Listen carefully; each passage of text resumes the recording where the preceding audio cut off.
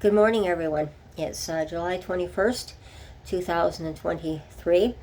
This morning it's with great sadness that I've got to report some new statistics that have come to light that I wish to share with my viewers. And it again is in regards to the homeless. Julie brought me a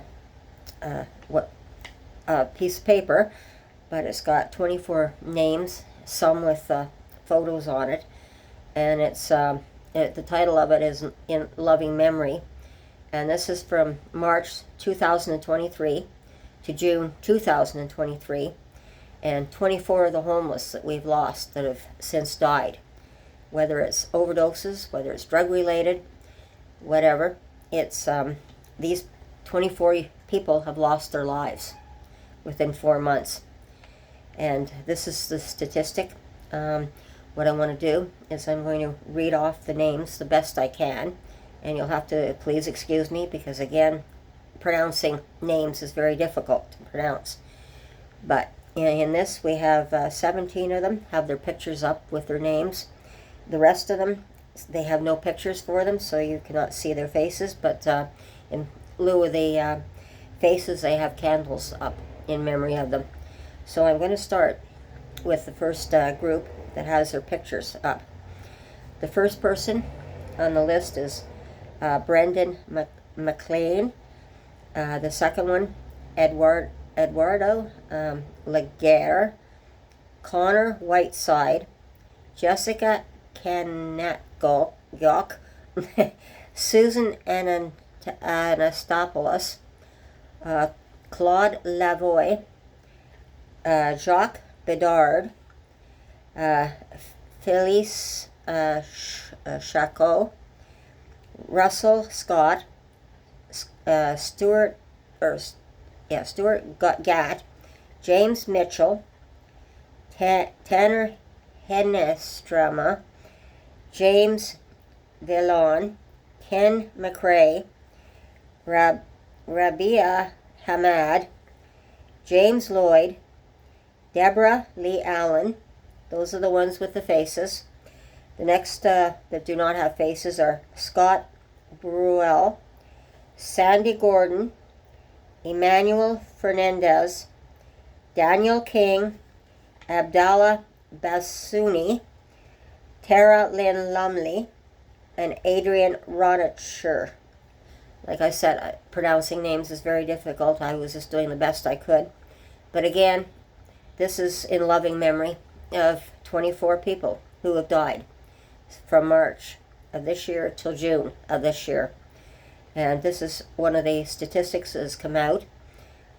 This doesn't include all the ones that certainly have died, or either died of the overdoses or have had overdoses and actually have been saved at this point by our paramedics and whatnot.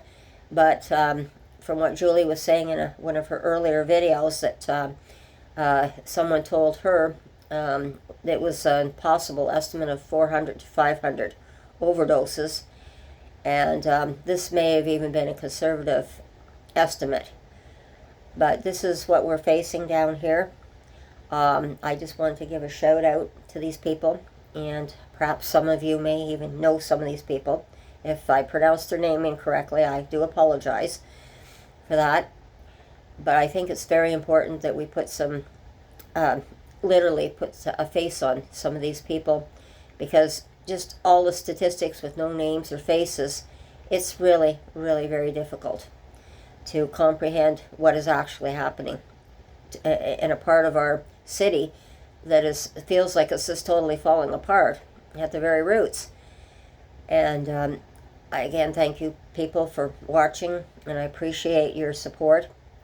I think we all need, and please all silently say a prayer for these people, because most of them, there's a few older ones in there, but not very many, and they certainly need to be recognized. And when Julie was pointing out that she also knew some of these people as well, and it also explains some of what's actually transpiring down here, how we see people and then people just suddenly disappear. And then I also wanted to give a little bit more on the woman that I found yesterday. I thought she had overdosed. It was quite a situation there yesterday when I had my dog with me. And I was just walking down the sidewalk, and it was lucky I just happened to spot her at a certain angle, and I just happened to think, is that an elbow? Is that an arm? Because where she was lying was in a place where trash gathers a lot.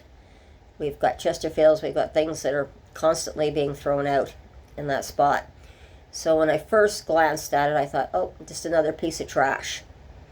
And then when I realized that that might be an elbow and an arm, and realized it was a person, then I just got the shivers, literally thinking, how could I think that this person was a piece of trash just lying there without recognizing what it really was till I went up close to the situation. So that really gave me shivers up and down the spine. How can we think of another human being as trash when they're not?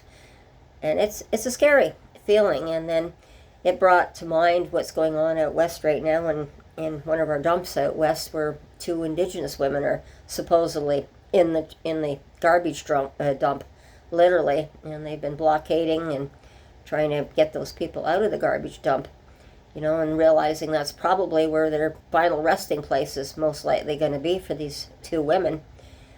And because there's no way, I don't think we'll ever recover their bodies at this point. And that's unfortunate to even try and give closure to the family. So I just wanted to give a little bit of a closure today on what came across my, well, not my desk, but what Julie handed me yesterday. All of her excitement. But it's very, very scary what we're facing down here. And to see people who are turning into walking skeletons down here, basically.